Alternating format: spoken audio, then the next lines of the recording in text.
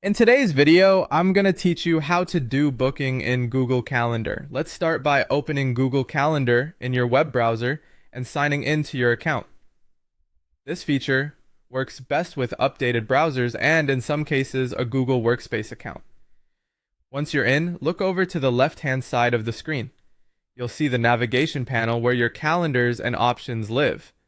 There, look for the booking page section. When you find it, click the plus button to create a new booking page. This is where you'll set up everything people need in order to book time with you quickly and reliably. First, add a clear title. A straightforward option is Meeting Appointment, which helps people immediately understand what they're scheduling. Next, choose the appointment duration. Pick a length that actually matches the discussion you want to have. 15 minutes for quick check-ins, 30 minutes for standard meetings, or 60 minutes for deeper work sessions. After that, set your general availability. Choose the days and time ranges when you want to accept bookings. Make sure your time zone is correct so your availability shows up accurately for everyone. When you're happy with the basics, click Next to move on. Now you'll customize how your booking page appears. Review how your identity is displayed.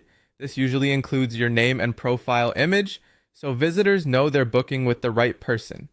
If a location is needed, add it here. You can choose a physical location, a phone call, or a video meeting option if your account supports it. Use the description field to set expectations. Briefly explain the purpose of the meeting, what participants should prepare, or any materials they should bring.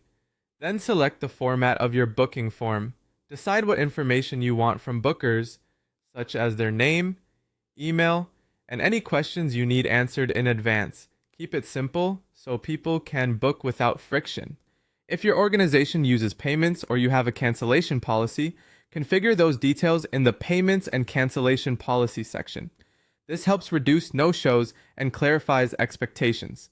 Next, set booking confirmations and reminders. These automated emails keep everyone aligned and can significantly improve attendance rates.